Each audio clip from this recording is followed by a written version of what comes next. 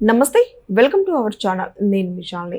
మురళీ సందీప్ రెడ్డి తన నియామకంలోనే అక్రమాలు జరిగినాయి అని చెప్పి విజిలెన్స్ ఎన్ఫోర్స్మెంట్ ద్వారా మనకి ఒక్కొక్కటి నిజాలు వెలుగులోకి అయితే వచ్చాయి. మరి ముఖ్యంగా భూమన కరుణాకర్ రెడ్డి, వైవి సుబ్బారెడ్డి, చెవిరెడ్డి భాస్కర్ రెడ్డి, మరి అసలు ఏం జరిగింది, వైసీపీ హయాంలో ఏమేమి అక్రమాలు చేశారు, ఇలాంటి అంశాలన్నీ చర్చించే ముందు మనతో పాటు స్టూడియోలో ఉన్నారు సీనియర్ జర్నలిస్ట్ డాక్టర్ కనకదుర్గ గొడ్లమణి గారు ఉన్నారు. వారిని అడిగి విషయాలను తెలుసుకునే ప్రయత్నం చేద్దాం. నమస్కారం మేడం. నమస్తే అండి మేడం, వైసీపీ హయాంలో మనం చూస్తూనే ఉన్నాం. అంటే అధికారం కోల్పోయిన తర్వాత అధికారంలో అండగా ఉందని చెప్పి వాళ్ళు ఏ విధంగా అక్రమంగా చేశారు అనేది అందరికీ తెలిసిందే. ఇప్పుడు కూటమి ప్రభుత్వం వచ్చిన తర్వాత ఒక్కోటి వెలుగులోకి అయితే తీస్తున్నారు.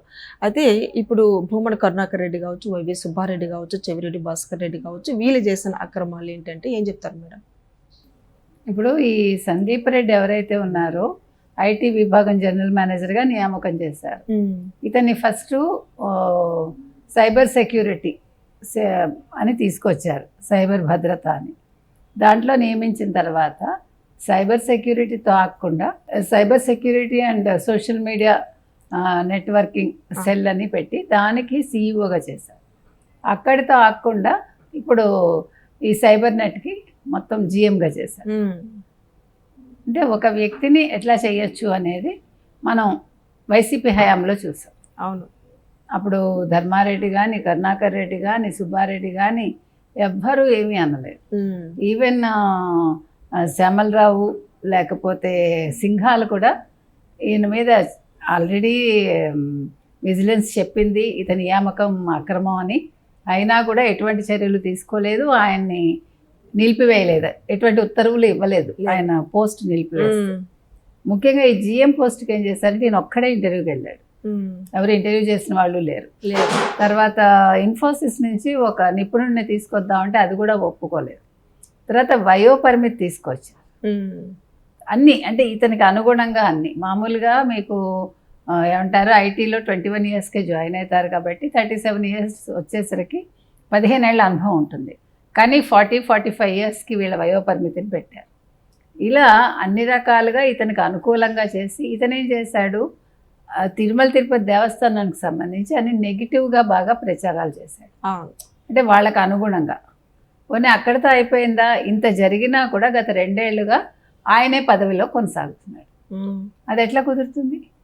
మరి కూటమి వచ్చాక ఎందుకు దీని మీద చర్యలు లేవు? ఇప్పుడు ప్రస్తుత ఈవో ముద్దాడ రవిచంద్ర అయినా దీని మీద నిర్ణయాలు తీసుకుంటాడా, ఆయనైనా దీన్ని వ్యతిరేకిస్తాడా? అసలు ఏం జరిగింది అని మనం చూస్తే ఇందాక మనం చెప్పుకున్నట్టుగా సైబర్ భద్రత నిపుణుడి పోస్టు సృష్టించాలని 2 నెలలకు 1,00,000 పారితోషికం చెల్లించేలా కాంట్రాక్ట్ పద్ధతిని దీన్ని తీసుకున్నారనమాట. 2020 ఫిబ్రవరి 29న ఒక పత్రికా ప్రకటన జారీ చేశారు. ఈ పోస్టు కోసం 8 మంది దరఖాస్తు చేసుకుంటే వారి నుంచి మురళీ సందీప్ రెడ్డిని వీళ్ళు ఎంపిక చేశారు. తర్వాత అదే ఏడాది జూన్లో ఆయన విధుల్లో చేరారు. తర్వాత 2021లో ఐటీ విభాగం ఆధ్వర్యంలో cyber security and social media monitoring cell ఏర్పాటు చేసి దానికి సీఈఓగా, చీఫ్ ఇన్ఫర్మేషన్ ఆఫీసర్గా నియమించారు. సో తర్వాత ఐటీ జనరల్ మేనేజర్గా ఇందాక మనం చెప్పుకున్నట్టుగా 2021 జనవరి 4న ఆయన్ని సీఈఓగా బాధ్యతలు చేపట్టారు. అయితే డైరెక్ట్ రిక్రూట్మెంట్ ద్వారా చేపట్టాలనే అంశాన్ని రాష్ట్ర ప్రభుత్వం అది పెండింగ్లో ఉంటే దాన్ని పక్కన పెట్టేసి వీళ్ళు ఒక ఎంపిక కమిటీని నియమించారు. ఈ పోస్టు భర్తీకి ఏం చేశారంటే 2022 జనవరి 29న ఒక నోటిఫికేషన్ జారీ చేస్తే 69 దరఖాస్తులు వచ్చాయట. అయితే అందులో కమిటీ ఏం చేసింది, 2 దరఖాస్తులని షార్ట్ లిస్ట్ చేసింది. వాటిలో మళ్ళీ ఒకటి సందీప్ రెడ్డిది, మిగతా వాళ్ళందరికీ కూడా తగిన వయోపరిమితి అర్హత లేదంటూ దరఖాస్తులు రిజెక్ట్ చేశారు. తర్వాత సందీప్ రెడ్డితో పాటు షార్ట్ లిస్ట్ అయిన మరో అభ్యర్థిని 2022 మే 13న ఇంటర్వ్యూకి పిలిచారు. ఆ తేదీన హాజరు కాలేదని ఆయన మెయిల్ చేశారు. సో ఒకే వ్యక్తికి ఇంటర్వ్యూ నిర్వహిస్తే తప్పనిసరిగా అతడిని ఎంపిక చేయాలని రిక్రూట్మెంట్ విభాగం నోటు పంపగా దేవస్థానం లా ఆఫీసరు దాన్ని పట్టించుకోలే. ఒక్కడికే ఇంటర్వ్యూ నిర్వహించే పద్ధతి లేదు అని. దీంతో సందీప్ రెడ్డికి ఇంటర్వ్యూలో 300 మార్కులకి 255 మార్కులు వచ్చాయి. అయితే ఒక్కడికి ఇంటర్వ్యూ నిర్వహించాలని ఎంపిక ప్రక్రియను పూర్తి చేయాలని నిర్దేశించాడు. సో ఎంపిక కమిటీలో అమేయం ఎంటర్ప్రైజెస్ ప్రైవేట్ లిమిటెడ్ వ్యవస్థాపకుడు సీఈఓ అమర్ నాగారంను సభ్యుడిగా నియమించారు. సో ఇంత జరిగిందండి.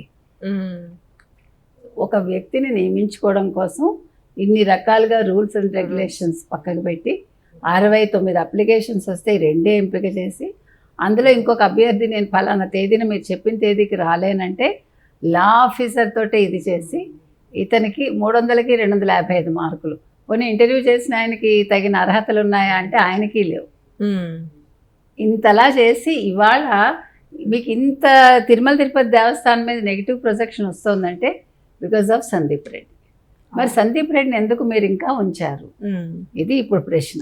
అవును. సో సందీప్ రెడ్డి నియామకాన్ని వెంటనే రద్దు చేసి అసలు ఈ పోస్ట్ అవసరమా, సోషల్ మీడియాలో అసలు ఏం పోస్ట్ చేస్తున్నారు, ఏం చెయ్యాలి, తిరుమల తిరుపతి దేవస్థానానికి సంబంధించి భక్తుల మనోభావాలు దెబ్బతినకుండా అసలు సందీప్ రెడ్డి నిజంగా హిందువేనా, లేదు హిందూ వ్యతిరేక, లేదు హిందూ పేరుతో ఉండే ఇంకొక వ్యక్తి, ఇవన్నీ కూడా చూడాలండి.